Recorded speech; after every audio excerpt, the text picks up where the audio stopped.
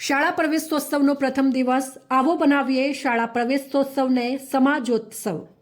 વિધાનસભાના અધ્યક્ષ શંકરભાઈ ચૌધરીએ થરાદના સીમાવર્તી બેવટા, દીપડા અને મોટા મેસરા ખાતેથી વિદ્યાર્થીઓને શાળામાં પ્રવેશ કરાવ્યો। નરેન્દ્રભાઈ મોદીના શાળા પ્રવેશોત્સવના અભિગમથી રાજ્યમાં શિક્ષણ ક્ષેત્રે અમૂલ્ય પરિવર્તન આવ્યું છે તેવું અધ્યક્ષ શંકરભાઈ ચૌધરીએ જણાવ્યું। સરકારી શાળામાં અભ્યાસ કરીને અનેક ગરીબ ઘરના દીકરા દીકરીઓએ આજે સમાજમાં મોભાનું સ્થાન મેળવ્યું છે એવું અધ્યક્ષ શંકરભાઈ ચૌધરીએ જણાવ્યું। વિધાનસભા અધ્યક્ષ શંકરભાઈ ચૌધરીએ બનાસકાંઠાના સીમાવર્તી વિસ્તાર થરાદ તાલુકાના બેવટા, દીપડા અને મોટા મેસરા ખાતેથી વિદ્યાર્થીઓને શાળામાં પ્રવેશ અપાવ્યો હતો। અધ્યક્ષ શંકરભાઈ ચૌધરીએ શૈક્ષણિક કીટ આપી કુમકુમ તિલક સાથે આવકાર્યા હતા। આ કાર્યક્રમની શરૂઆત દીપ પ્રાગટ્ય અને પ્રાર્થના થકી કરાઈ હતી। રાજ્યમાં શાળાએ જવા પાત્ર બાળકોનું 100% નામાંકન અને કન્યા કેળવણીને પ્રોત્સાહન આપવાની ગુજરાતની અભિનવ પહેલ શાળા પ્રવેશોત્સવ કન્યા કેળવણી મહોત્સવની આ 23મી કડીનો આજથી પ્રારંભ થયો છે। બેવટા ખાતેથી અધ્યક્ષ શંકરભાઈ ચૌધરીએ જણાવ્યું કે વડાપ્રધાન નરેન્દ્રભાઈ મોદીએ ગુજરાતમાં તેમના મુખ્યમંત્રી કાર્યકાળ દરમિયાન 2002 અને 2003માં શરૂ કરાવેલા આ શાળા પ્રવેશોત્સવના 22 વર્ષ સફળતાપૂર્વક પૂર્ણ થયા છે। નરેન્દ્રભાઈ મોદીના શિક્ષણ માટેના અભિગમથી રાજ્યમાં શાળા પ્રવેશોત્સવ શરૂ થયો છે। આ શાળા પ્રવેશોત્સવથી છેવાડાના ગામડાઓથી લઈને શહેરો સુધી શિક્ષણ ક્ષેત્રે આમૂલ પરિવર્તન આવ્યું છે।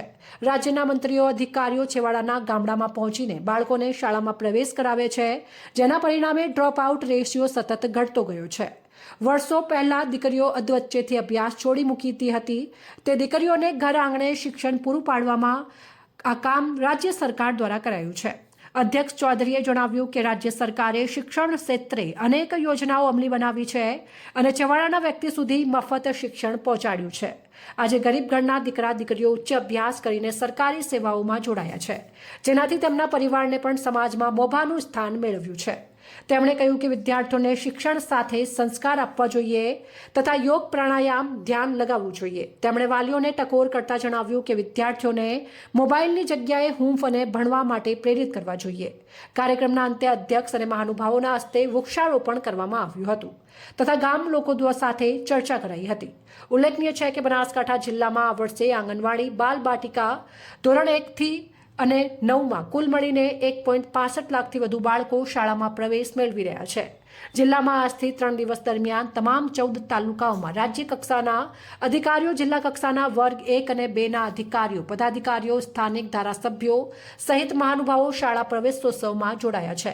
આ શાળા પ્રવેશોત્સવમાં થરાદ પ્રાંત અધિકારી તુષાર જાની, શાળાના આચાર્યો, શિક્ષકગણ, સરપંચો સહિત સંબંધિત વિભાગના અધિકારીઓ, કર્મચારીઓ અને બહોળી સંખ્યામાં વાલીઓ તથા વિદ્યાર્થીઓ ઉપસ્થિત રહ્યા હતા। કે આપણે ત્યાં એક બાળકને નિશાળે દાખલ કરવા જાય માત્ર મા બાપની જવાબદારી છે તેવું નહીં, સમાજ જીવનની, પ્રજા જીવનની જવાબદારી છે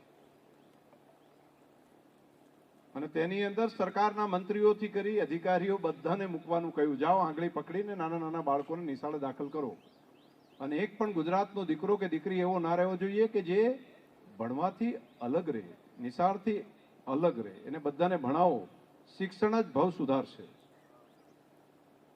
અને એ વાત આજે ગુજરાતની અંદર અસરકારક સાબિત થઈ છે। આજે તો એક સંસ્કૃતિ બની ગઈ છે। મોદી સાહેબે ચાલુ કરેલી શિક્ષણની એ વાત, શાળા પ્રવેશ ઉત્સવની એ કામ આજે એક સંસ્કૃતિ તરીકે શાળા પ્રવેશ ઉત્સવની અંદર બધા પહોંચે છે। આમ તો થોડા દિવસ વહેલા થવાનું હતું પણ સરપંચની ચૂંટણીઓ હતી એટલે એ કાર્યક્રમ આ ચૂંટણી પછી રાખવામાં આવ્યો। માન્ય નરેન્દ્રભાઈ મોદી જ્યારે મુખ્યમંત્રી હતા એ સમય દરમિયાન શાળા પ્રવેશ ઉત્સવની શરૂઆત કરી। આજે આ માત્ર શાળા પ્રવેશ ઉત્સવ એક સરકારી કાર્યક્રમ ન રહેતા ગુજરાતની શિક્ષણ જગતની એક સંસ્કૃતિ બની ગયું છે અને દર વર્ષે પ્રજાજનોની સહભાગિતા એ મોટા પ્રમાણમાં થઈ રહી છે। તેનું પરિણામ એ આજે આવ્યું છે કે 100% નામાંકન સુધી ગુજરાતના બાળકો પહોંચી શક્યા। ડ્રોપ આઉટ રેટ પણ જે વચ્ચેથી ઉઠી જવાની જે વધારે હતી સંખ્યા એ પણ ખૂબ મોટો સુધાર તેની અંદર આવ્યો અને હવે ક્વોલિટી એજ્યુકેશનની અંદર પણ ગુણોત્સવના માધ્યમથી હું અહીંયા બોર્ડરના ગામમાં આવ્યો છું, સીમાવર્તી ક્ષેત્ર છે, ત્યાં પણ પ્રજાની અંદર જાગૃતતા એટલા મોટા પ્રમાણમાં છે। શિક્ષકોની ક્વોલિટી અને ખાસ કરીને બાળકોનો ઉત્સાહ આ આવનારું સારું ભવિષ્ય એ બિલકુલ દર્શાવે છે.